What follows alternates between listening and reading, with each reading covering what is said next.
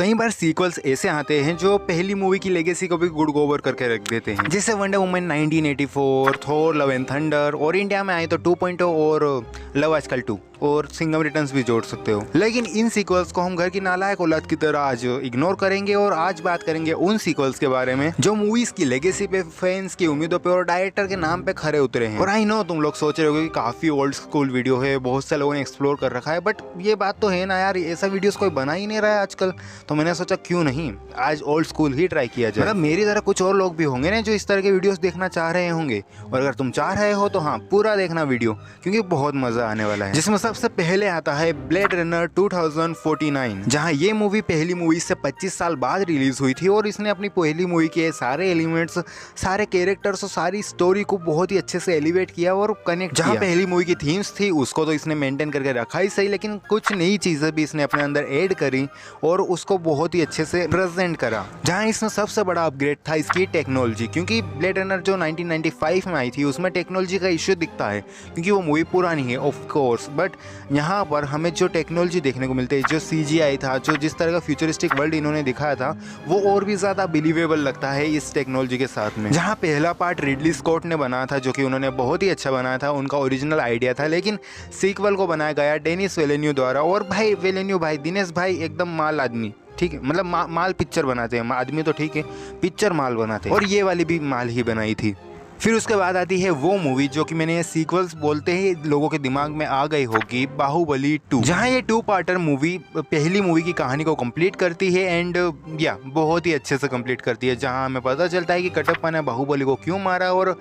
जो रीज़न था वो काफ़ी हद तक बहुत अच्छा सेटिस्फाइंग रीज़न था, और वहीं पे ये मूवी अपने आप को जस्टिफाई कर देती है और सीक्वल ऑब्वियसली बाहुबली 1 से बेटर हो जाता है। जहाँ इसके बाद आती है टॉप गन मैवरिक, और टॉप गन जो पहली मूवी आई थी उसके एरियल कॉम्बैट सीक्वेंसेस जो थे वो लोगों को बहुत पसंद आए थे। इवन जो पहली बार वो सारी चीज़ें देखी थी वो काफ़ी नई थी और काफ़ी रियल लग रही थी। और 25 से 30 साल बाद जब इसका सीक्वल अनाउंस हुआ तो लोग काफ़ी स्केप्टिकल थे कि ये बनाएंगे क्या, मतलब पहली मूवी को रेप्लिकेट करने की कोशिश करेंगे, उसकी वाइब खराब ना हो जाए, एंड या कहानी तो थी नहीं तो घंटा बनाएंगे ये लोग, बट हाँ सीक्वल काफ़ी अच्छा निकल के आया और लोगों को बहुत पसंद आया। इवन मैंने भी बहुत एंजॉय किया क्योंकि मज़ा आ गया था भाई, टॉम क्रूज के साथ में वही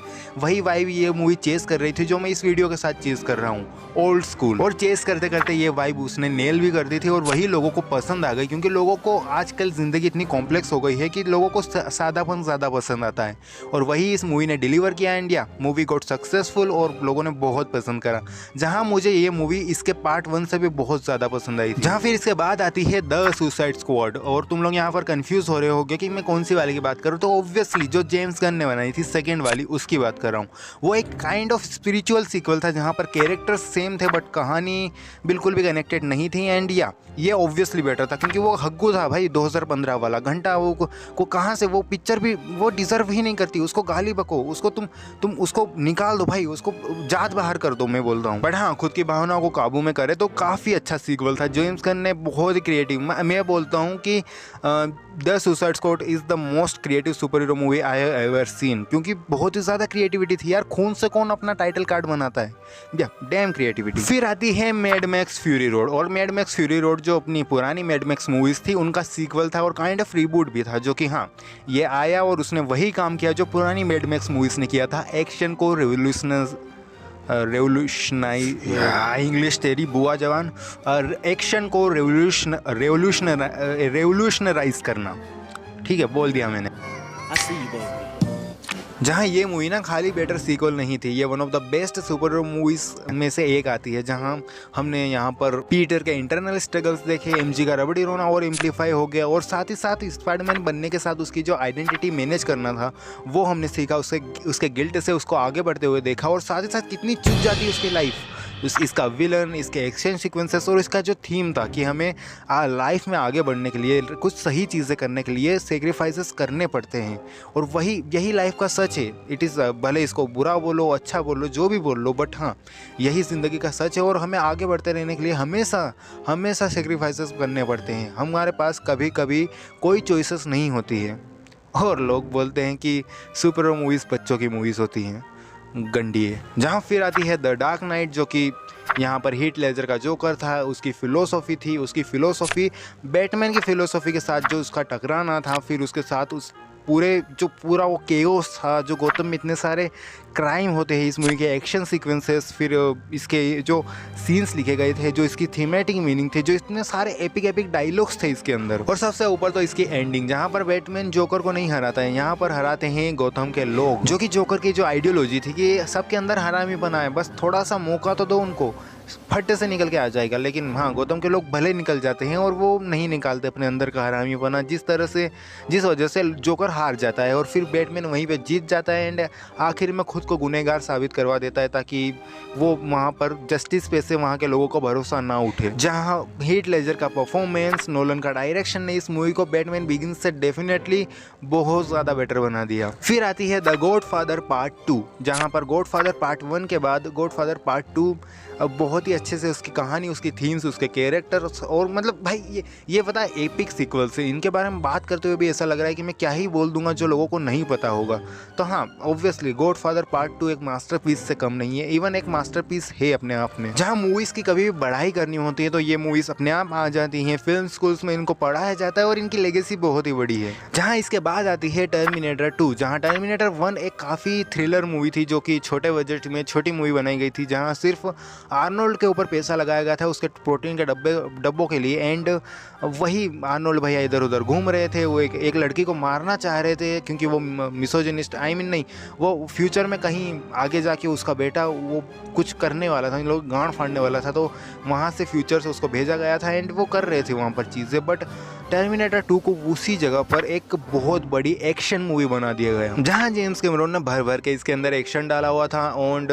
पार्ट 1 तो कोई एक्शन उसके अंदर था नहीं, वो तो काफ़ी ग्राउंडेड मूवी थी एंड पर उसके बजाय इसके अंदर काफ़ी ज़्यादा एक्शन था, बहुत तरह हेलीकॉप्टर से गाड़ी चेस करवा दी थी उस आदमी ने, और उसकी एंडिंग, उसका जो मर्दाना लीड थी वो, फिर उसके जो